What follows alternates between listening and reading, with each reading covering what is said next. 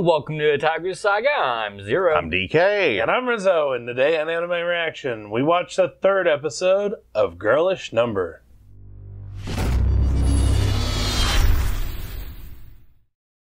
If you want to check out our reaction to the third episode of Girlish Number, hit that link in the description below. And be sure to give us feedback in the comment section because we love hearing from you. And as always, if you like what you see, subscribe to Otaku Saga, and don't forget to like and share our videos. And thanks for watching. So, on this episode of Girlish Number, they got into the meat of recording. They got into the grind of recording. Basically, I think it showed over the course of the first 3 episodes of recording. The voices, of course. We also saw at the beginning another meeting about the art, where the art still wasn't where the author would have liked it to be. But the animation team was basically like, well, this is what you're gonna get. Except without being that blunt, because you can't be that blunt in Japan. So here's a question that I have. As we continue on this episode, we see Chitose go from a very bland, like, oh no, why are you here in this room? Why did you walk in on me changing? Frederic-sama! Pretty much. Like, not quite that robotic, but she was pretty damn bad. She was damn close. I really have to hand it to Chitose's voice actress, Sayaka Simbungi, because she did a really good job being really bad. It is very difficult to do. Like, say you ask a singer to sing badly, kind of like Madeline Kahn when she sang "I'm Tired" in Blazing Saddles. It is damn difficult when you get to that level. Yeah. To sing them. So you're just so used to doing it right that it's hard to do it wrong. Not just do it wrong, but do it convincingly wrong. well, I think that another thing is it's just good directing, because like I'm fairly certain the director was like, okay, so in this one we need you monotone, like we need you acting bad. Like it may take a couple times. Okay, a little too much inflection, just a little bit more monotone. Try to channel your inner newbie. Thinking back when you started. I'm sorry, you did too good. Try again. Right? That would have been a fun session to sit in on. But, you know, I think a lot of Chitose's problems isn't necessarily her either. Because obviously this is a fictional light novel that she's doing the anime for. So it's not like it was like super well written or anything, but those lines are terrible. Like they wouldn't sound natural even if you were giving them the proper inflections.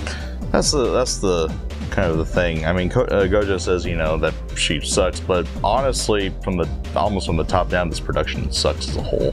Yeah. They even had the what was it, composer? The producer? No, there was somebody who was having a meeting with the artist and the director, and was like, I can't work with these guys. Oh, that would have been the person that was in charge of the writing for the series. Oh, okay. I believe, like the actual script writing. Okay. Yeah, basically, like this whole production is trash. To be honest, I have a feeling that this is supposed to be one of those series that only exists because of the songs, because that's all they planned it out for, really. Was bring in these newbie voice actresses to pretty much form a little unit, and perform songs for the series. That's about it. Yep. If this were an anime, you know, that we actually watch, I have a feeling that none of the technical scores would receive above a 5. Yeah. Maybe a 6 if we're generous. I think a lot of Chitose's problems also have to do with the director, because sometimes, you know, directors not giving good directions too. Well, a good director can make the difference and bring up the level of a mediocre actor. Yeah, and a bad director can make good actors bad. There you go. Too. So. But as I'm getting back to my original point. So during this episode, we see her going from extremely bland to okay. Passable. Yeah. That's an improvement. Yeah. That's very much a marked improvement.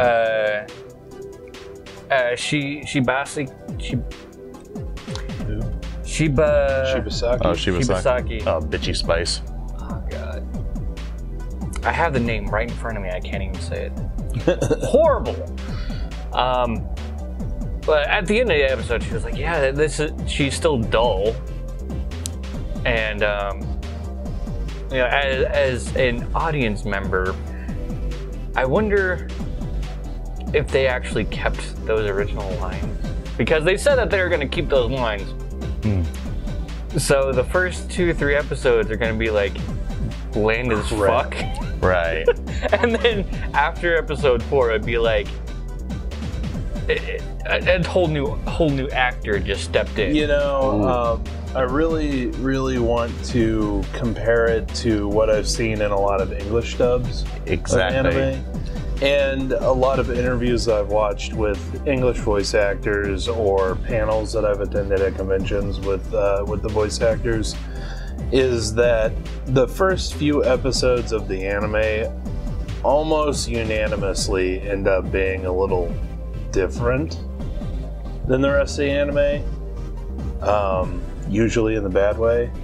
And there's on a lot of interviews, you hear them say something to the effect of, "Oh, you know, by episode 12 or whatever, I wish that I could go back and re-record what we did on episode 1 because I didn't have a handle on the character then." Right. So the first episodes usually end up being bad, which, by the way, is usually the episodes that people see when they call English dubs really bad. Yeah, and then they just give up on the series entirely. And they give up on the series entirely, or they just get they give a really bad rap to all English dubs. Bleach. Bleach's English dub is a prime example of this. Beginning. Horrible. Now, I don't... So much to the point that I stopped watching the English and went to the Japanese sub. Yeah. But that's coming from a guy who was introduced to Bleach as the English dub. Yeah. And actually, I think that was like the first season of Bleach was like just not that good. That was the first time that I actually went to a Japanese sub. It's the other way around. Yep. Yeah. Now, the newer way that Funimation does things by doing the simuldubs, those end up being a lot better, in my opinion. I don't know if they just have a little bit more time to work with the material, or, you know, maybe they're able to research the characters better or something.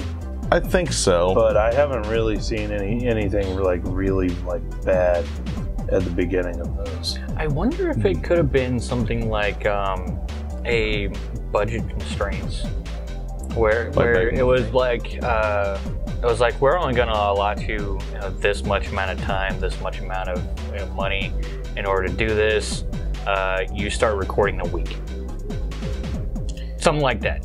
I'm not like. Well, you definitely only get a certain amount of time to record, so. Yeah, but it could be like you have a week to find all your actors and start recording immediately, and you only have X amount of budget to actually pay those actors or whatever. Well, yeah. Something like that, because I know that it's only been really recently that the anime in the States has gotten a lot more attention. That might actually be it.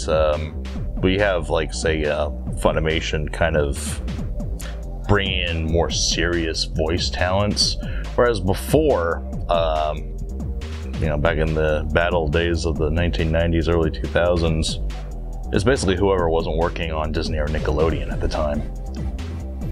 Which is not to say, you still have, like, incredible, actors from back then, but the pool of talent has grown significantly just for anime. Yeah. And, with the growing popularity of anime in North America, you get more money. Exactly. More money equals more serious of a production. Well, and then this is like, we're really getting off topic on the episode, but I do want to say that probably the whole streaming thing has really helped out Funimation. Because it's a lot easier to pay $9 a month than it is to pay like $60 for a half season of anime.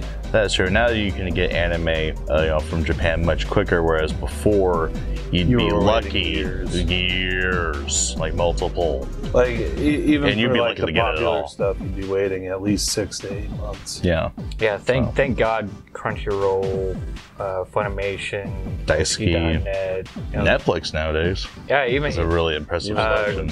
Kuro Makuro was was a Netflix anime. Netflix. There was a couple other ones that we have Ajin, but we weren't able to watch that one. Yeah. But something else interesting happened in this episode. Well, two things actually. The reality train that Chitose got Hiyori'd by the reality train. Oh my god, fucking brutal brother. Brutal brother. Yeah, you suck. Yeah, you suck and your personality's rotten. Leave it to Oni-chan, right? Yeah. And then after she gives her rebuttal, hey, watch it, I'll kill you. Watch it, Brad, I'll kill you. But actually, I mentioned it in the reaction, but I like how this episode didn't fall into the cliche of having either Momo or Shibasaki kind of pull her to the side and kind of call her out in a sort of bitchy tone. I like it how it stayed more true to life. The grind of having to redo your takes, the director's kind of telling you what's up, and then Oni-chan just coming in and then just laying the coup de grace, as it were. But really got her to open her eyes. Yeah. I can only imagine that this took place over one night. But Chitose realized what was going on, and talking to Momoka, and just getting a baseline for a character. She ended up doing some research on another character, I guess. Well, so the way I understand it, there is some time in between voice recording sessions, just because there's some time in between when the storyboards are ready for each episode. So I don't think that happened necessarily in one night. I think it was more like maybe 1 week or so. Yeah. But yeah, basically the advice that Momo gave her was to, well, Momo says that she would look at past roles that she's done and to get a grip on the character. But since Chitose obviously doesn't have the experience, she tells her to go look up characters that are similar to try to get a feel for the character. Totally true to life. And yeah, I mean, you could see it. She rented like 30 DVDs. Actually, you were talking about real life examples based off of like voice actor panels at conventions. I think I remember from one, it was Vic Magonia. I forgot the exact circumstances, but he said he pretty much had the channel as inner Steve Bloom. Yeah. Or something like that. So yeah, he had to have, obviously studied the man's body of work in order to get a grasp on that voice, which is, very distinctive. But yeah, so she studies and then she, starts getting better. Oh, loads better. Loads better. It would really help her if she would at least try to pay attention to what the sound director's telling her. Because basically her brother tells her to go talk to the sound director. Yeah. And she does, and her eyes glaze over. Basically. Like, she's just so dumb. She still has her flaws. Yeah. I mean, you just don't ditch those overnight. So. She needs to study. So, she's a newbie. At this point, I wanted to mention something that I ran into 3 or 4 months ago. A voice actor by the name of Morla Gorandana. I hope I said that right. She's the voice actor of a character called Eris Morn in Destiny, the game that I've been playing on Twitch. But she ended up showing up on a podcast called Focus Fire Chat, and they ended up talking a lot about her experiences with voice acting in video games and anime and other things like that. And something that she did before getting into voice acting was as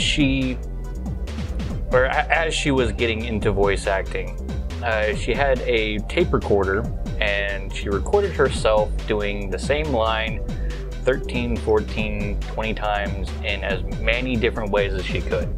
And from those ended up characters, like unique characters that she can just reach out and tweak with whenever she wanted.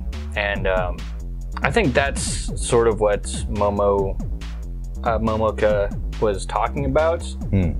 With Morla, it's just more of a personal characters that she made. And then, you know, as she gets more experience, she has other things that she can dive into. So that's actually really cool. That specific podcast, I'm not exactly sure where to find it, but it was really interesting to listen to. Actually, you kind of bring up an interesting point here, talking about more or less self-study, as it were. In Japan, there are actually, schools, more or less. Yeah, they're kind of like technical schools. Yeah, that we have in the States, just for voice acting. So, you would think that Chitose would have had those kind of basics or had that kind of experience before even stepping foot in a studio. Probably, but it kind of begs the question, though: is she just being dumb for the audience's sake? Well, at the end of the recording session, after Chitose gets good, we get a drinking party with Chitose and all the actors, plus the director, I think. Either that or it's all the actors plus the author. But they end up... I know the author was there. Yeah. Yeah. But they end up going to a bar, and then what was it? Nambe, Kuzo, and Gojo? Oh yeah, Nambe, Goju? Kuzu. Tweedledum-ass, and Oni-chan. Yeah. I think that they went to a different bar because the atmosphere was different. Yeah. Well, yeah, they went to the bar that they keep meeting at. And making horrible decisions at. Yes. And Namba mentions Goju's past as an actor. Yeah. Which is the first that we've heard of this. Yes. He says something to the extent of this coming from your experience as a past actor, or spoken like a true actor. After they chide him for being harsh on Chitose. Yeah. Basically spoken as a former actor or something like that. So I wonder if Chitose is, instead of going to like a school or something, I wonder if Chitose is only in the voice acting industry because of her brother being her manager. Okay. Well, yeah, she basically, she, from what I know of the voice acting industry in Japan, she somehow got into a voice acting agency. So usually they recruit right out of these schools, but I don't know, maybe. Could explain but some things. There's also other ways that they find talent too. Like obviously Momoka probably didn't attend one of those schools. Yeah, she'd probably been acting for a while. Maybe they saw her in a school play or something and recruited her. Well, her mother's an actor, an actress, so there you go. Okay. She's probably been around the industry, maybe done some child acting work, stuff like that. So that's kind of what I'm thinking. Not necessarily the same as Momoka, but Chitose was probably had her foot in the door some other way than a legit school because of her brother. And that's why she's kind of dumb. I mean, inexperienced and doesn't want to put in the legwork. But yeah. So. Also, we had Momoka after the bitch one was like, yeah, she's so dull, and she left. Momoka ends up saying, but that's kind of what they want. So what's the problem? Yeah, she does have a point there, and it really seems to hit her on a personal level. So yay, more character backstory to be intrigued by. Yeah. Well, episode 3, right time for it, right? Yep. If you'd like to check out our previous reactions to Girlish Number, hit this link.